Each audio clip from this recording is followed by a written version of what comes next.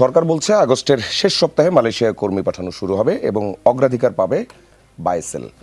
অন্তর্বর্তী সরকার মালয়েশিয়া কয়েকটি ক্রাইটেরিয়ার ভিত্তিতে 423টি বাংলাদেশি রিক্রুটিং এজেন্সির নাম পাঠিয়েছিল।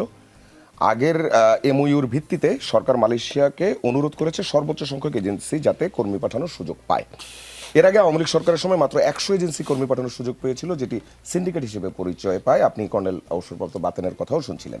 সে সময় কর্মী পাঠানোর ক্ষেত্রে নানান অনিয়ম দুর্নীতিতে প্রায় সম্প্রতি এখন 49টির হবে লাইসেন্স, যেগুলো বাতিল করা হয়েছে অথবা স্থগিত করেছে বর্তমান সরকার।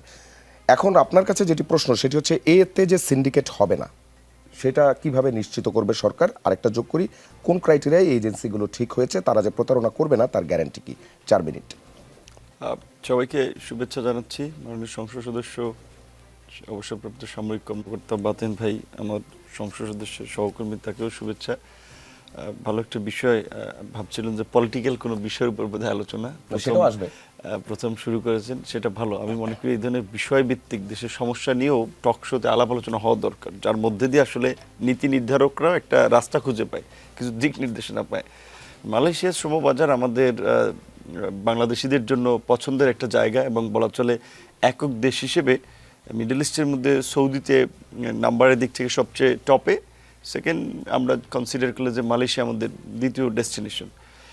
ইন্টারেস্টিং বিষয় হচ্ছে এখানের শ্রমবাজারটা 2008 সালের পর থেকে লাইক লুকোচুরি খেলার মতো আর কি, কখনো ওপেন থাকে কখনো বন্ধ হয়। এর পেছনে একটা মানে অনেক ঘটনা জড়িত, অনেক কিছু আছে। সেটা 2008 সালের পর থেকে যদি আপনারা দেখেন, 2008 সালে দীর্ঘদিন বন্ধ থাকার পরে 16তে ওপেন হয়, 16-র পরে আবার বন্ধ থাকে, তারপরে আবার 2022 সালে আপনার 3 বছর বন্ধ থাকার পরে আবার চালু হয়, আবার 22 সালে চালু হয়ে 24-এর 31-এ মে ক্লোজ, বছর দুয়েকের মতো। আবার এখন আমরা চেষ্টা করছি আর কি খোলার। তো এই 2008 সাল থেকে প্রত্যেকবার দেখা যাচ্ছে যে এটা খোলে আবার হঠাৎ করে বন্ধ হয়ে যায়, তারপর কিছু মানুষ যেতে পারে না, টাকা পয়সা দিয়ে তারা একটা বিপদে পড়ে। তো ওই অভিজ্ঞতা থেকে এইবার আমরা আমাদের এই মালয়েশিয়ান কর্তৃপক্ষের সাথে আলাপ আলোচনার মাধ্যমে আমরা চেষ্টা করেছি যে বিগত দিনগুলোতে যে সমস্যা হয়েছে সেই সমস্যাটা যেন না হয়, এবং এখানের এই মালয়েশিয়াতে যারা যাচ্ছে তাদের জন্য একটা ইন্টারন্যাশনাল স্ট্যান্ডার্ডে খরচ কম এবং প্রক্রিয়াটাকে আরও ট্রান্সপারেন্ট করা যায়। আমাদের পক্ষ থেকে 3 দফায় পর্যন্ত মিটিং হয়েছিল। প্রথমে মাননীয় প্রধানমন্ত্রীর উপদেষ্টা এবং আমাদের মন্ত্রণালয় মন্ত্রী ওনারা ভিজিট করেছিলেন। তারপরে তো মাননীয় প্রধানমন্ত্রী ওনার বাংলাদেশ ফার্স্ট নীতিকে প্রাধান্য দিয়ে প্রথম সফর করলেন মালয়েশিয়া। সেখানে একটা প্রোডাক্টিভ আলোচনা হয়েছিল। এর আগে ইন্টারিম গভর্নমেন্টের সময় ডক্টর ইউনূস স্যার ওখানে গিয়েছেন, আনোয়ার ইব্রাহিম এখানে এসেছেন, সেই সময় কিন্তু আলোচনা হয়েছে এবং আনোয়ার ইব্রাহিম এটাকে দাসপ্রথার সাথে তুলনা করেছিলেন যে এর একটা পরিবর্তন দরকার। সেই সময় ইন্টারিম গভর্নমেন্টের সময় তখন 423টা লাইসেন্স পাঠানো হয়েছিল। মালয়েশিয়ার 10টা ক্রাইটেরিয়া দিয়েছিল।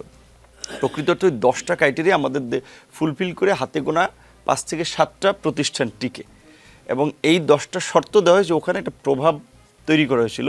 তো যার ফলে তখন ইন্টারিম গভর্নমেন্ট বলেছিল না, এই 10টা এটা আমাদের জন্য মানা সম্ভব না, আমরা এখান থেকে এই 7টা কিংবা 6টাকে আমরা বিবেচনার অনুরোধ জানাই।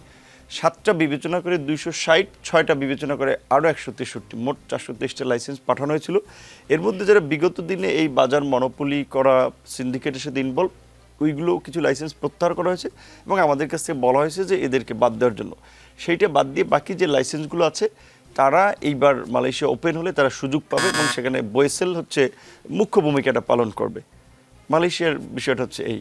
আরেকটা বোধহয় আপনি সেটা হচ্ছে যে এইখানে এই যে এজেন্সি যেই ক্রাইটেরিয়া নির্ধারণ হয়েছে তারা যে কোনো প্রতারণা করবে না, তাদের দ্বারা যে আমাদের শ্রমিকরা যারা যাবে তারা প্রতারিত হবে না, এটার গ্যারান্টি কিভাবে দিবেন সরকারের? এখন প্রকৃত হচ্ছে বাংলাদেশ তো আসলে একেবারে অলিয়া উলিয়ার দেশ এখন পর্যন্ত হয়ে যায় নাই। আমরা এখানে সৎ অসৎ ভালো মন্দ মিলিয়ে মানুষ, আমরা একটা ব্যয় নির্ধারণ করে দেব, এখন পর্যন্ত ঠিক করে মালয়েশিয়ানদের সাথে বসে যে কত টাকা খরচে যেতে পারবে, ওইটার বেশি কেউ নিতে পারবে না। সেক্ষেত্রে এবার যেহেতু এই লাইসেন্সগুলো আমরা সেটা যদি অভিযোগ করে যারা যাওয়ার ক্ষেত্রে, তাহলে আমরা তখন ব্যবস্থা নেব এবং আমাদের একটা নজরদারি থাকবে। এবং সরকারের যেহেতু শুরুর দিকে এই মালয়েশিয়া একটা আলোচিত বিষয়, সরকার জায়গা থেকে সর্বোচ্চ সরকারের ইমেজের জায়গা থেকে আমরা চেষ্টা করব এখানে ফেয়ার থাকার জন্য, এবং যারা এখানে আনফেয়ার কিছু করতে চাবে তাদের বিষয়টা ব্যবস্থা নেওয়া বা নজরদারি নেওয়া। যেটা আপনি শুরুর দিকে বলছিলেন যে 49টা লাইসেন্সকে প্রত্যাহার করা হয়েছে। জি।